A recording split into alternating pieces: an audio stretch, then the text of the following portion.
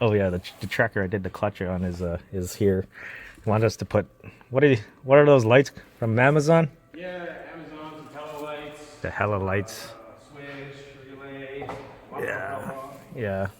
Everything's rotten on that thing, which was which I said during my inspection, but it's been here multiple times. Tell him the same thing, but just he doesn't fix anything. But anyways, I got a 2011 Honda CRV. 183,000 kilometers, so roughly just around above, more than 100,000 kilometers, maybe 110 miles. But this customer's complaint is it shakes when you're accelerating.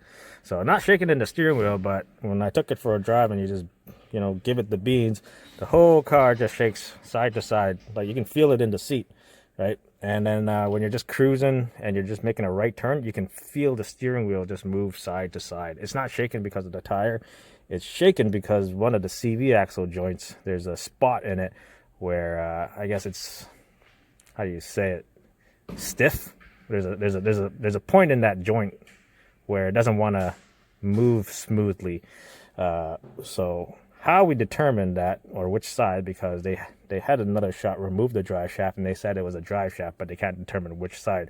So I don't advise to do this, but you have to have two people. One person in the car, turn the wheel all the way one way so you can have that wheel sticking out. I put a pry bar underneath the wheel so it, let me show you what I do. What we did was turn the wheel all the way to one side. I had our shop warming in the car. Turn off traction control. So I put my pry bar underneath so it holds the wheel from spinning, right? And then yeah, he puts it in drive and then goes to accelerate. But be careful because this thing will slide right out of you. So you just got to make sure he accelerates slowly so this wheel stays in place, and then the other side starts spinning, and then you feel for the vibration. When we did it over here, we didn't feel the vibration, but when I went over to the other side and put the pry bar underneath so this side is spinning, you can start feeling it shake.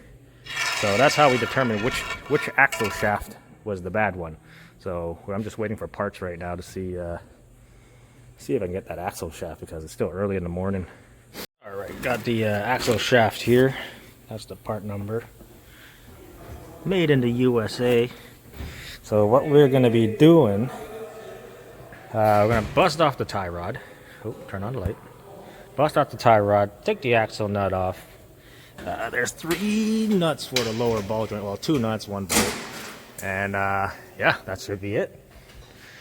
But once we got the axle shaft out of the hub, we're going to tap it because it only comes with this part. It doesn't come with the other half shaft. So yeah.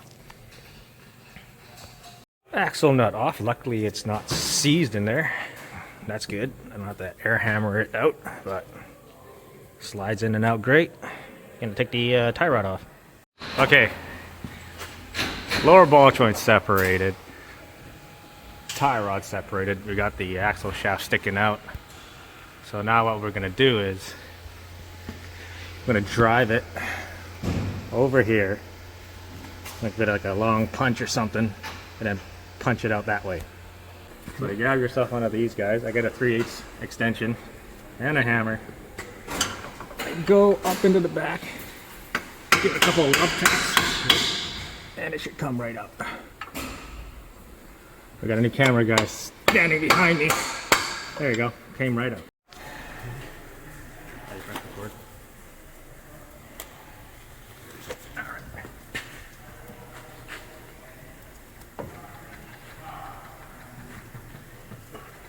There we go, got it out.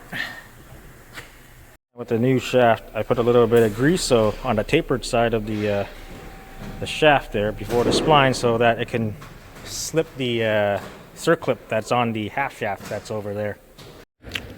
Get yourself a new cotter pin.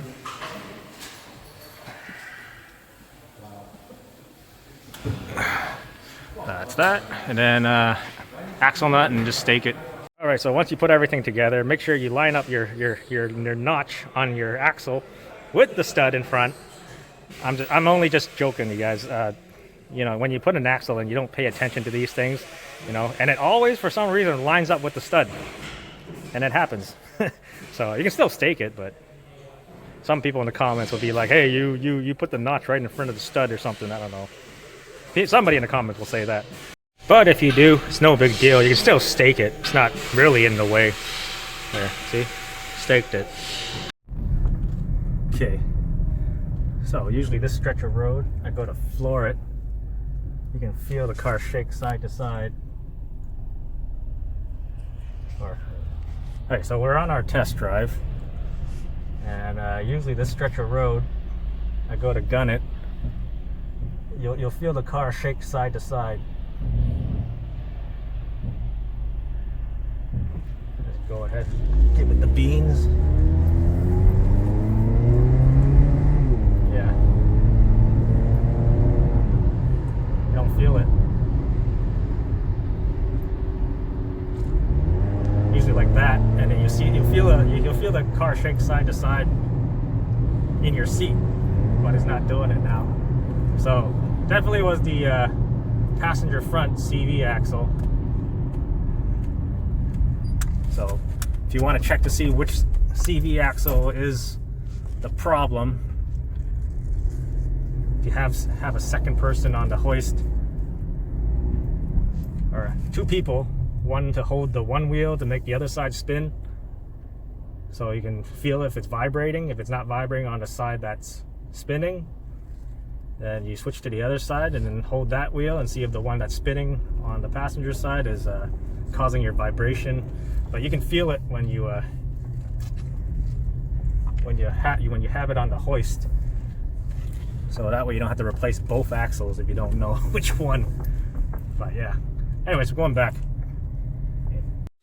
But anyways, so if you're wondering how the CV axles causes your car to shake from like side to side in your seat when you're accelerating, so what happens with front wheel drives, when you're accelerating, the front wheels will naturally toe inwards, and it changes the angle of your CV shaft, CV axle, and that slight angle on that spot as it spins and it hits that one spot, that stiff spot, is what's going to cause your car to start shaking every time it hits that spot while it's spinning. That's why what happens is when we put it up on the hoist, we turn the wheel and we try to hold it with, I guess, my pry bar to prevent that wheel from spinning, to see which one is actually causing that shake. So if we held that one wheel and there was no shaking, then it's definitely not the one that's spinning, right? So we do it the opposite side, and we hold that wheel and make that the passenger side spin. And if you can feel the car shake while that wheel's spinning, because if you hold the one wheel, you don't have to be going pretty fast, but you'll definitely feel that wheel or the whole car shake. So that's what we felt with my shop foreman in there in drive and me holding the wheel. So that's how we determined which side the CV axle was bad. So yeah, just a quick tip, I guess. That's pretty much it. Pretty simple to replace the half shaft on the passenger side. Same thing on the driver's side. The only difference is you just got to pop it out of the half shaft. If I ever get a rear one, I'll probably make a video, but the rear is just as easy to do on the CRV.